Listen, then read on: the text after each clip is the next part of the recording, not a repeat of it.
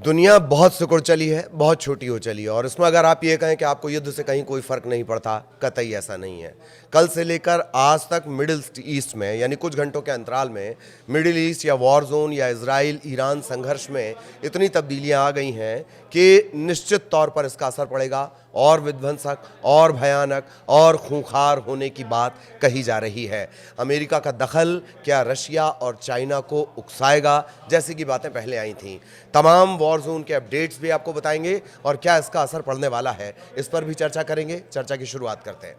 तो अंकुर सर हमारे साथ जुड़े हुए हैं। सबसे पहले तो सर, अमेरिका का हमला पूरी परिस्थितियां बदलने वाला। वो भले ही ये कह रहे हैं कि नहीं नहीं, अभी ईरान के पास वक्त है, वो सुधर जाए, वो शांति बहाली करे, लेकिन ये जो अपडेट हुआ है कुछ घंटों के भीतर, ये क्या कहता है? देखिए ललित, सबसे पहले तो बात ये है कि अमेरिका के हमले के बाद ऐसा लगा कि शायद सब कुछ थम जाएगा, ईरान पीछे हटेगा, एक दो कदम पीछे हटेगा, लेकिन अभी ऐसा नहीं लग रहा।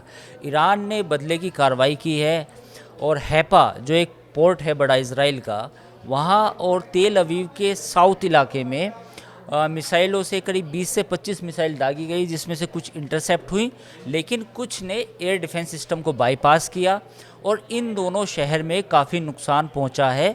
ये अभी का अपडेट है, यानी कि कुल मिला के इससे अभी कहीं नहीं लग रहा है कि ईरान कहीं ना कहीं पीछे हटने को तैयार है। ईरान ने जवाबी कार्रवाई की है।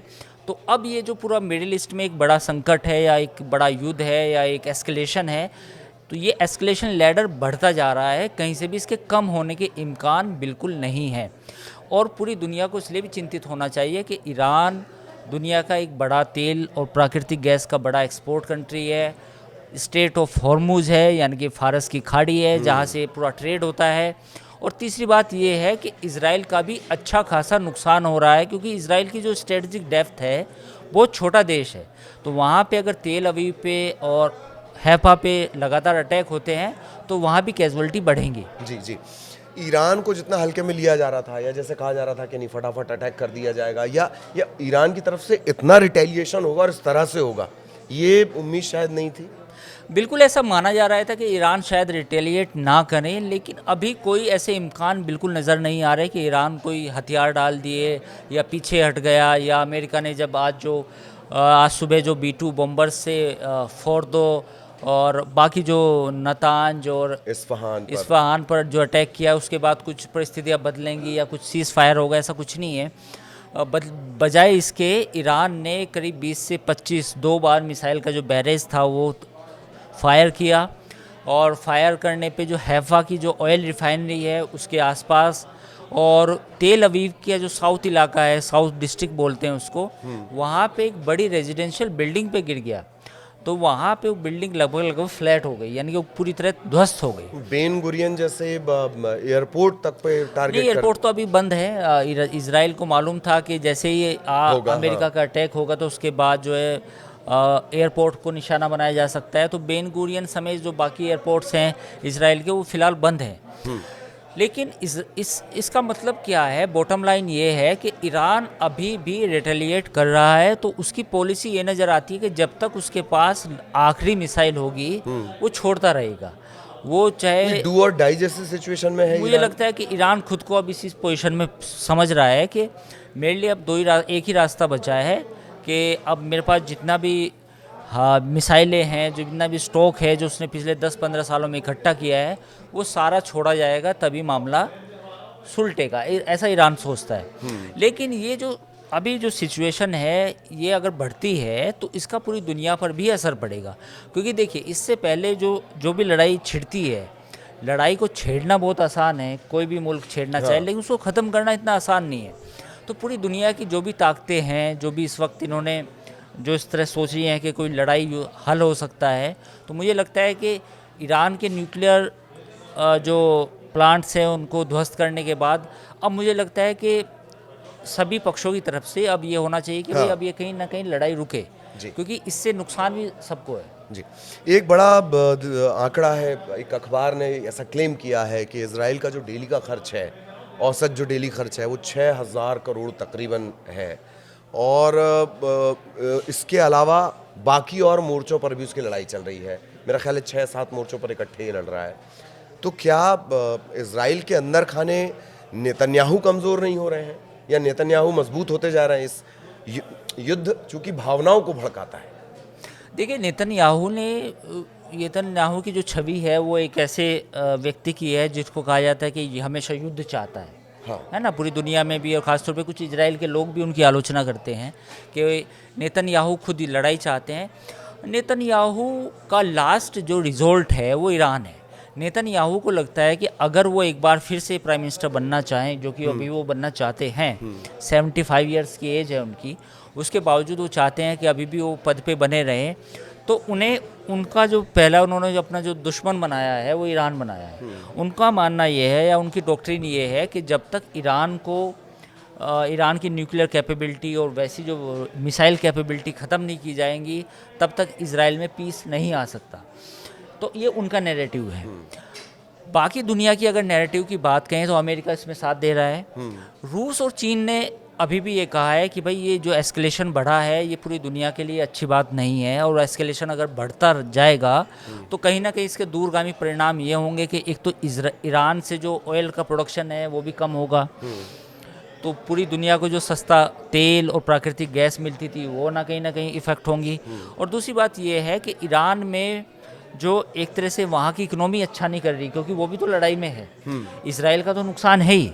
भाई देखिए, इसराइल पिछले 2 साल से लड़ाई में है, तो उसका भी पैसा खर्च हुआ है लगातार। पहले हमास के साथ, फिर हिजबुल्लाह के साथ, फिर हुतीज़ के साथ, फिर ईरान के साथ, तो एक तरह से 4 मोर्चों पे तो उसने लड़ाई लड़ी है। तो ऐसे में इसराइल की इकोनॉमी भी तबाह हुई है, ऐसा नहीं है। दूसरी तरफ ये है कि ईरान का भी बहुत फ़ायदा नहीं हुआ है। अगर ईरान की अगर हम बात देखें तो ईरान भी अगर इस एस्केलेशन में जब से पड़ा है उसका भी नुकसान हुआ है। तो अब मुझे लगता है कि जो होना था हो गया है।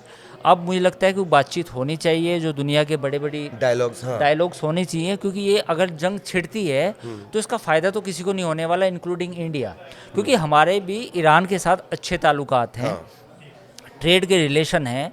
हमारा जो वहाँ पे चाबार पोर्ट है, या जो हमारा जो मिडिल ईस्ट में पूरा एक ट्रेड रूट भी है, यूरोप तक जो जाता है, Middle East to Europe route की जिसकी हम बात करते हैं, वो भी अफेक्ट होगा। और जैसे भी जब भी जंग के हालात होते हैं तो कच्चा तेल भी महंगा होता है, इनपुट कॉस्ट उसकी इंक्रीज़ होती है, और उसका कहीं ना कहीं इकोनॉमिकल इम्पैक्ट भी इंडिया पे पड़ेगा, बाकी मुल्कों पे भी पड़ेगा। तो मुझे लगता है कि अब ये एस्केलेशन कम होना चाहिए। जी। एक और एंगल जो जुड़ा हुआ है अमेरिका से, जैसे मैं हमेशा कहता हूँ, अमेरिका को ऐसी लत है कि वो जबरन जाके भलाई करना चाहता है। खैर, सवाल ये कि अमेरिका ने जिस तरह से किया है भाई, परमाणु बम, उसके 3 बड़े न्यूक्लियर प्लांट पे आपने अपना बंकर ब्लास्टर गिरा दिया। अभी वो कह रहे हैं कि ईरान के पास एक मौका, वरना हम ये कर लेंगे। क्या लगता है, वो खुद को अलग करेगा, या ये उन्माद इसी तरह से भड़काएगा? नहीं, देखिए, ईरान का मामला तो अब अगर ये जो अभी रिपोर्ट्स जो सैटेलाइट की इमेज आती हैं वो जैसे ही आती हैं उससे पता चलेगा कितना नुकसान हुआ नहीं हुआ। और आई थिंक आज शाम तक या कल सुबह तक जितनी भी सैटेलाइट कंपनियां हैं वो अपनी रिपोर्ट्स देंगी। सोशल मीडिया में भी आ जाएगा कि नतांज में कितना नुकसान हुआ, फार्दो में कितना नुकसान हुआ, वो सब आ जाएगा। हाँ। सबसे बड़ी बात ये है कि इसमें जब ये सब पूरा डिस्कशन हो रहा था तो उस समय एक वीडियो आता है नॉर्थ कोरिया से वीडियो आता है, उसमें एक बहुत बड़ी सी मिसाइल है। उनको जो उनके स्टेट ऑफ हेड हैं किम जोंग उन के जो है, तो वो उसमें दिखाई देते हैं। तो पूरी दुनिया में ये चर्चा कर रही है कि भाई अगर अमेरिका से बचना है तो आपके पास एटॉमिक हथियार होना चाहिए। तो लोग कहते हैं कि भाई आपने नॉर्थ कोरिया पर अटैक क्यों नहीं किया, अमेरिका से, मतलब कह रहे हैं वो इसलिए नहीं किया क्योंकि नॉर्थ कोरिया पर एटॉमिक बॉम्ब है। एक तरह से मतलब अघोषित है वो, पर है, ऐसा लगता है कि कैपेबिलिटी है, तो लोग डरते हैं। तो लेकिन ईरान के मसले में ये हुआ कि ईरान को मुझे लगता है कि कहीं ना कहीं कैलकुलेशन भी गड़बड़ हुई है। अगर एटॉमिक बॉम्ब बनाना था तो बना के एक साइड हो चुके होते आज से 10 साल पहले। ठीक। ये जो मसला है पिछले 20 साल से चल रहा है, 20 साल तक एटॉमिक बम बनाएंगे, वो खिंचता चला गया। और उसका लास्ट में फ़ायदा फिर ये हुआ कि इसराइल ने अटैक कर दिया और अमेरिका बीच में कूद पड़ा, और अब ईरान को नुकसान भी झेलना पड़ा है। तो मुझे लगता है कि कहीं ना कहीं ईरान से भी असेसमेंट में चूक हुई है। जी। अगर उसको बनाना था तो बना लेना चाहिए था, वरना फिर ना ही बनाते। हाँ। फिर ये दोनों ही बातें होती। बिल्कुल बिल्कुल। तो अभी क्या कुछ चल रहा है, वॉर जोन में क्या है और क्या असर इसका रहेगा, उन सब मसलों पर हमने बातचीत की। आगे भी इसी तरह के अपडेट्स आप तक पहुंचाते रहेंगे। नमस्कार।